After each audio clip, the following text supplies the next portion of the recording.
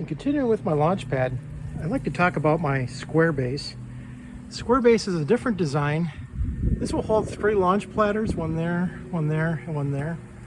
I can hold the 1/8, the 3/16, and the 1/4 inch launch rods. What's interesting is that in the corner there's a post, and that post has a very, very important role, which I'll talk about in a moment. This particular launch system, or launch base, is intended to hold all 3 pads, but you can see it's fairly narrow, and it's very good when using it on smooth, level, grassy surfaces. Just drop it down and I'm all set. It's also nice, I can just drop it on the back of my wagon and just roll across the field and drop it down.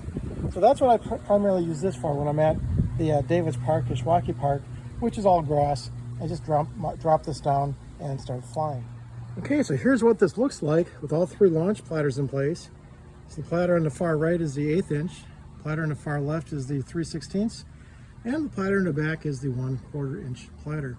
So therefore, I just drop this down on any place that I want to fly, and I'm all set for all 3 launch rod sizes. Now I do fly rockets with all 3 of these. So rather than trying to switch rods, which is a fairly complicated thing to do, I just simply have a different pad for each size. Now let me talk about this particular post on the end. It has a very important purpose. So I have my launch cable here. I have the clips up here that would normally attach to the igniter. I have this double-ended alligator clip which holds this in place so that it doesn't move around. And then I've got my launch cable here. This cable goes back 50 feet. But more than often, there's people walking around the launch area, and somebody always walks across the cable, gets a tangle with their feet, and then they yank on it, and well, it pulls the igniter out.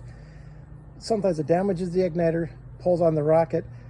Just is not that good. So what I do is I use this post on the end for a very simple purpose. There we go. So now we have the launch cable, and I've just simply tied it onto this post here. So it's really nice is when this is tied on the post, if somebody comes along and yanks on this, they're not going to do much damage. It's just going to pull against the post. Then the rocket itself is still going to be okay. And this has happened several times, and people really like the idea of having some kind of an anchor just for the cable on the launch pad. So that completes my simple square launch pad. And again, this is really, really nice for launch areas that are grass and relatively level. But I also have the situation where not all areas are quite that easy to work with. So let me show you my last and final launch pad base.